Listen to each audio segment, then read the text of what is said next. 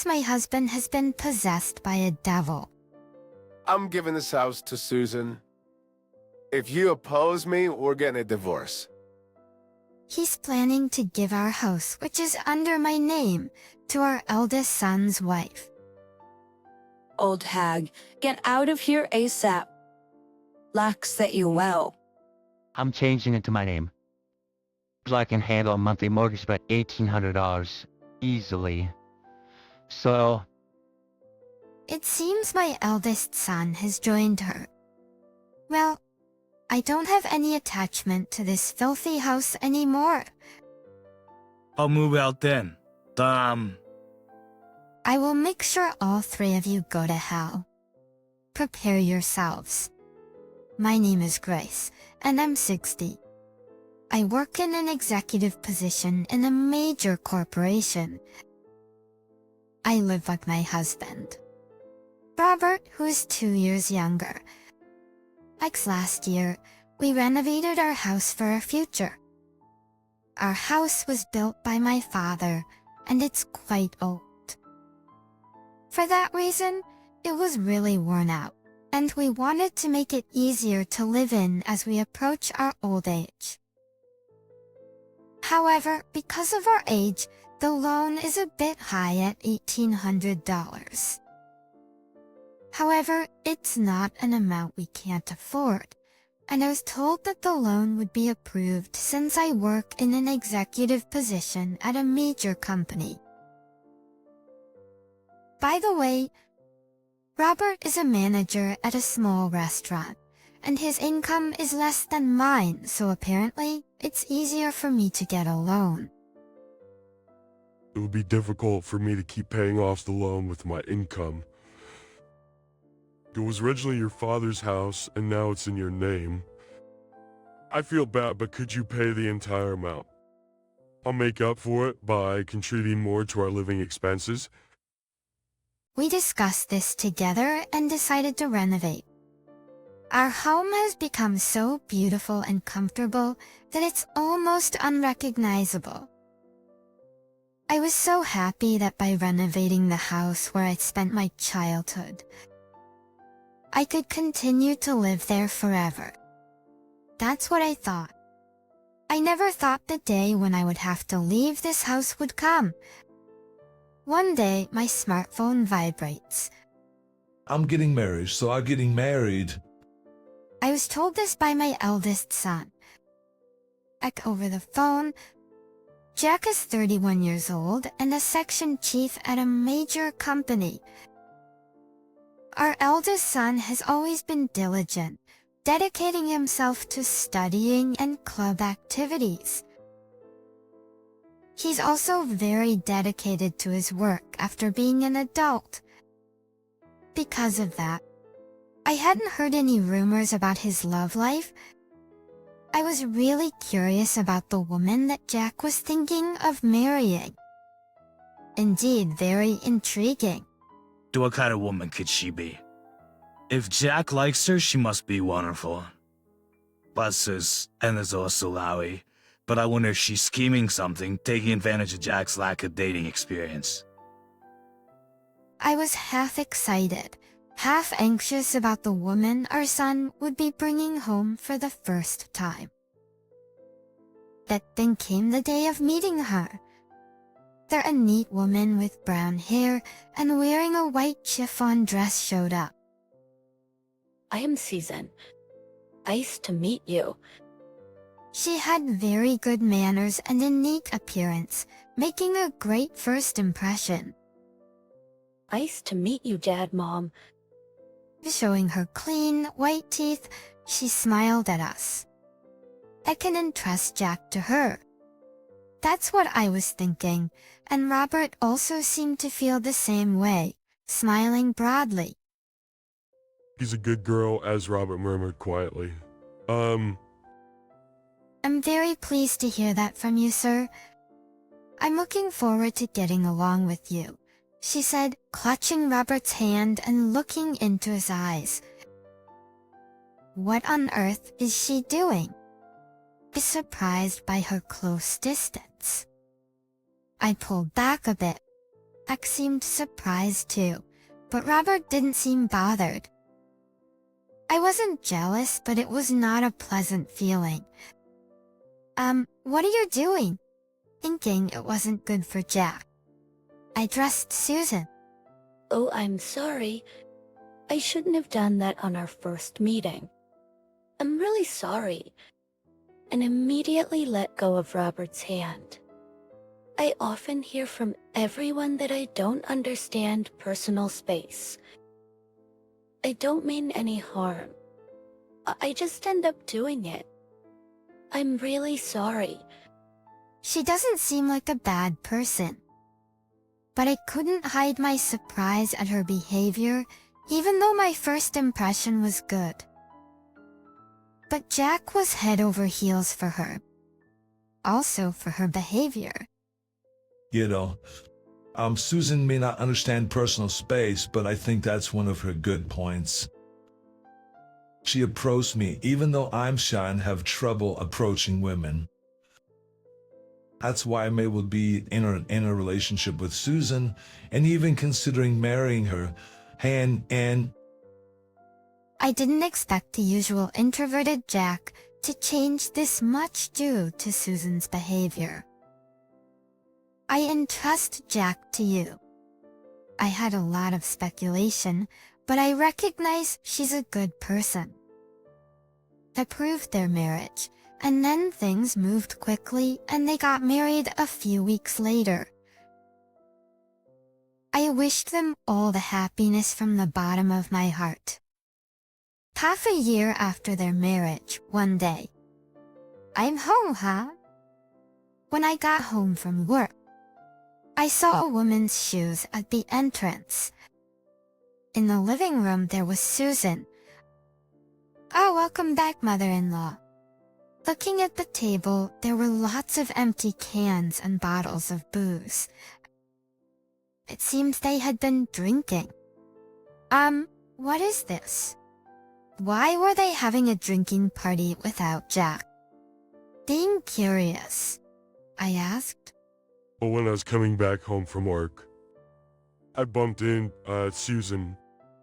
She said she wanted to get along with me better, so we decided to have a drink. But I'm broke before payday, so I suggested we drink at home. Why have a drinking party at home? It would be better if Jack was also there, and I didn't want to intrude on the newlyweds. They could have just drank at Jack and Susan's place. I asked while tilting my head. It would have been fine at our place, but this house is so beautiful. And right now, our place is a mess. Susan, who wasn't pronouncing words properly. I was surprised because she usually speaks politely, but she started speaking casually, probably because she was drinking. But why were they drinking together? Why didn't you invite Jack? But for a daughter-in-law to come to her in-laws' house alone and to come and see her. And to come for drinks while they're newlyweds. I think it's a little out of the ordinary. Like from the moment I saw the two of them. I'd been looking for Jack. But Jack is, he's so caught up in the busy season at work and has been working overtime nonstop. That's why I'm just so lonely. Susan starts to cry as she says this. Hush now. Susan. It's not your fault. Robert begins to console her, stroking her hair. Where are ye, Daddy-in-law? What a bizarre scene. It's rather nauseating. Hey, I'm an asado. Susan is your daughter-in-law. It's disrespectful to Jack. You shouldn't act like this. I scold Robert for his inappropriate behavior. Don't scold the daddy-in-law, please. Her response was so absurd. I couldn't help but blurt out my confusion. I had a lot to say, but after a tiring day at work, I couldn't be bothered. I'm gonna take my Gene. Please clean up after. I sigh as I head to the bathroom to escape. Then I call Jack to explain the situation. He says he'll stop working and come to pick Susan up right away. I see Susan as a bit eccentric, but Jack must really love her to be willing to leave work and come get her. But it might be a bit challenging to live with her after marriage. I may not be the best mother-in-law, but once Jack arrives, I decided to offer him some advice on married life. Time flies as I soak in the tub, lost in thought. Feeling a bit lightheaded, I head to the living room, where I find Jack has arrived to pick up Susan. Or so I thought, but despite having driven here, he's drinking. Like you drove here, Brian. You're not supposed to drink. I question him, and he cheerfully replies in a tipsy state. No, Susan said she wanted a drink, so I decided to stay the night. Eden, I'm glad my son will be staying over. But the daughter-in-law who's left a bad impression is here too. Hey, I'm honestly baffled. But Jack's already been drinking. I can give you guys a lift. I really don't want the daughter-in-law to stay over. I really don't want her. But despite being tired, I propose to drive them home. But then, Oh, no. Your eyes look bad for you. You must be tired too. How about you join us for a drink? X suggests with an easygoing smile. I can't say anything more. I.e., But at this moment, something felt off. Suddenly, Susan cracked a mischievous smile. Yes, indeed. It was as if she was laughing at my bewildered state. It's just my imagination, right?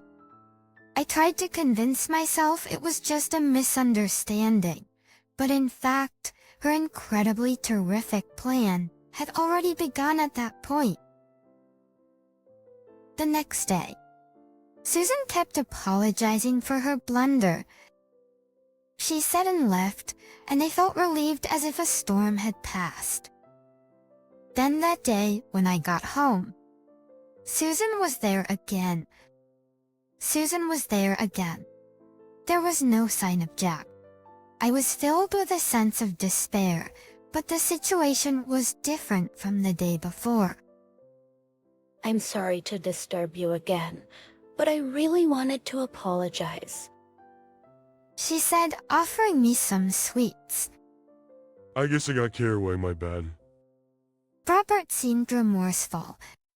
That it was a bit annoying, but they seemed to be reflecting, so I should let it go this time. I forgave them. Thank you.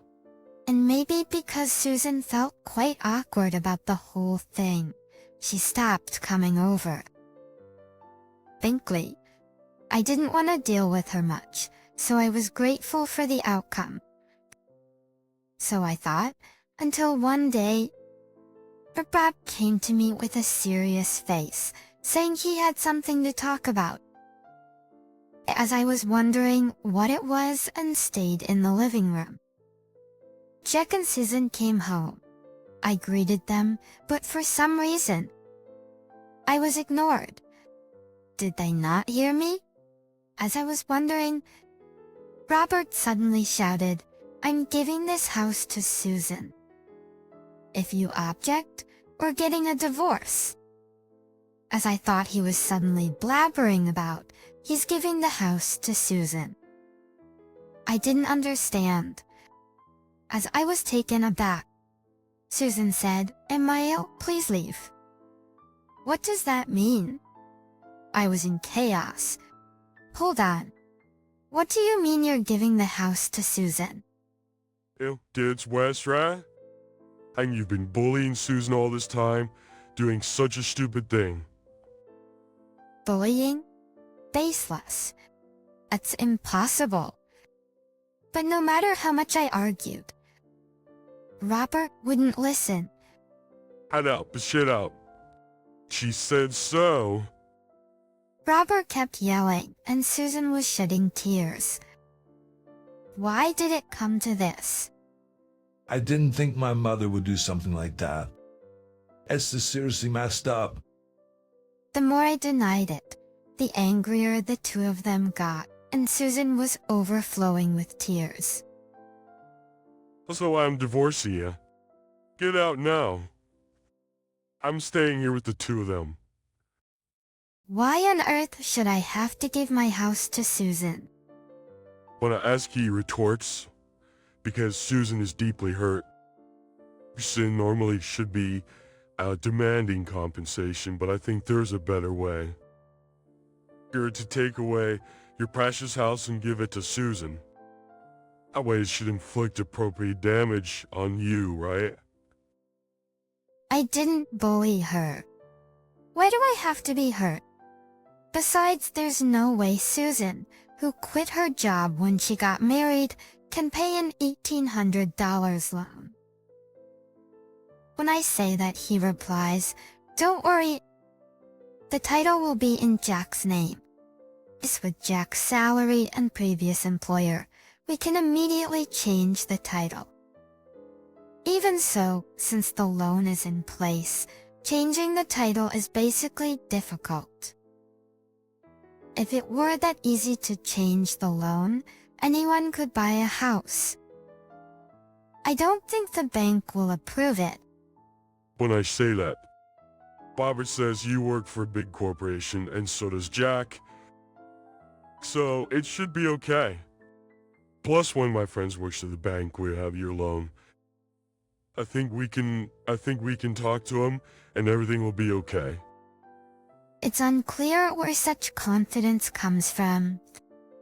That's right. An $1,800 loan is no big deal. Wow. Asked Jack, brimming with confidence, led by Robert's words. It has become a real matter that I will have to hand over the house. I've said it over and over. I haven't bullied her, so I absolutely won't give up the house. But when I object, they both blow up again.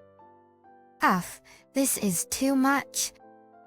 As I'm getting fed up, Susan, who's been crying the whole time, speaks up. Susan pleads, stroking her belly. No way. Mom, Susan is pregnant. If she remains this mentally unstable, she might have a miscarriage, right? So pirates, she announces her pregnancy here. Stress is indeed a big enemy during pregnancy. But that doesn't mean I should give up my house because of some unfounded accusations. I remain perplexed. Just leave me alone for a bit. I leave the scene and go to the bedroom. Bullying? Have I unknowingly been horrible to Susan? As I'm lying on the bed, riddled with worry. What's this? There's a strand of brown hair on the bed. Both Robert's and my hair are black. There's no way a strand of brown hair could fall. Wait, has there been an affair? On top of the earlier argument, now this awful truth is revealed. My mind is on the verge of exploding. I cry myself to sleep, and when I wake up, it's night. Have I tried to enter the living room? I could hear voices. It seems that Jack and Susan aren't back home yet. I wish I could have a drink too. You can't, you're pregnant, remember? Robert and Susan, full of enthusiasm. I found no chance to intervene. But the mysterious accusation of Susan left me in despair. As I remained unable to enter the living room, suddenly I heard the sound of an intimate encounter. Oh, Setsutinen, I love you. Stop it. Amber, Jack and my mother-in-law will find out you know. What the hell are Robert and Susan doing? What on earth is happening here? Don't worry. Jack has passed out drunk, and Grace hasn't come out of her room for a while. She's probably sleeping already. But LL, is she sulking? LL, too funny. LL. The brown hair probably belonged to Susan. It's disgusting. What were these two doing on the bed I was sleeping in until just a few moments ago? I feel nauseous. I bet they kicked me out and planned to have a good time with Susan, hidden from Jack. My home, a venue for their illicit affair. Fine. I'll let go of this disgusting home. But you will see consequences. The next morning, acted as if I'd been asleep in my room, and nothing happened in front of the three. Actually, I didn't want to sleep in that bed anymore, and I was too shocked to get any sleep. I Fitzpulser and finally handing over the house. That's when I said, I've decided to hand over the house, everyone broke into a grin. Great. Let's get the transfer of ownership done. I'm sure I can get a loan approved in no time. Jack is quite excited. This kid probably doesn't know anything. It may be sad, but I won't tell the truth to a son who doesn't listen to his mother and is completely controlled by his wife. She seemed to have had a cramp in her stomach due to the fight, interrupting their scuffle. Then I immediately said, I've been saying this all along, haven't I? I haven't been bullying Susan. To be that you were lying just drive me away. To make Jack believe. Jack was taken aback. You're kidding. Oh, what the hell? That's just messed up with you guys. And I couldn't trust my own mom. Jack, who couldn't trust his mother and listened to the wicked woman, seemed to be blaming himself. Ours names now you understand all this bill, everything. Jack shouted angrily at the two of them. He hesitated to confess, but then said, we have enough evidence here. Are we going court? The word court triggered them, and they finally began to talk. Apparently, at first, she seemed to have loved Jack. But when they came to her newly renovated and beautiful home for the marriage proposal, she wanted a house like ours. My parents' house was pretty run down, and I was jealous of a beautiful house like this. The interior was quite nice too. She explained while shedding tears. The woman who wanted a house seemed to have planned to win over Robert on the day of the marriage proposal. So she intentionally ambushed Robert after his work without inviting Jack and drank at home. But for several months that Jack did not come home, she nurtured love with Robert and seemed to have planned to push me out. And you should have proposed to live together from the beginning. I have a bad image of mothers-in-law. My mom and Grandma at home fought every day because Grandma was bullying my mom. I didn't want to live with a mother-in-law. That the only way to live comfortably in a beautiful house was to get the mother-in-law to leave. Surely, with such an image, one would not want to live with a mother-in-law. Stealing your father-in-law. But, however, what did Robert think about this fact? I knew I was being used. But when she came to greet me, held my hand and smiled. Robert, who fell in love, knew he was being used, but he seemed to have done such a thing to abandon me and keep her by his side. Girl 1, you're the worst. But when Jack said so, the two of them lowered their heads and shed tears. After that, Jack naturally divorced. When he checked the DNA of the child born, just in case it turned out to be Robert's child. I won't pay child support. Saying so, Jack demanded compensation from the two of them. Of course, me too. I can't believe I'm suing my own father for compensation. I patted Jack's head as he sighed in disbelief. A crazy woman had thrown us all for a loop. That the one who's going to regret messing up her life more than any of us is her from here on out. And my hunch was right on the money. Fast forward 2 years. She remarried Robert and decided to stick it out without divorcing. That's for the sake of their child. She then put the child she had given birth to in daycare so she could work. Oh, look, Daddy. Uncle came to pick you up today. Apparently she's been getting the side-eye from the other moms at the daycare. The kids seem to be getting along fine, but she's feeling down because she can't make any mom friends. And when she tried to explain her divorce and remarriage to Robert to her own parents, they were furious, and their anger was directed at Robert. She's been estranged from them ever since. Actually, all of this is her own doing. And as for that house, Jack is living there alone. I wanted to sell it, but that would be too harsh on Mom. After all, this is the house where she's been living since she was born, right? It's a house full of memories. I just can't sell it.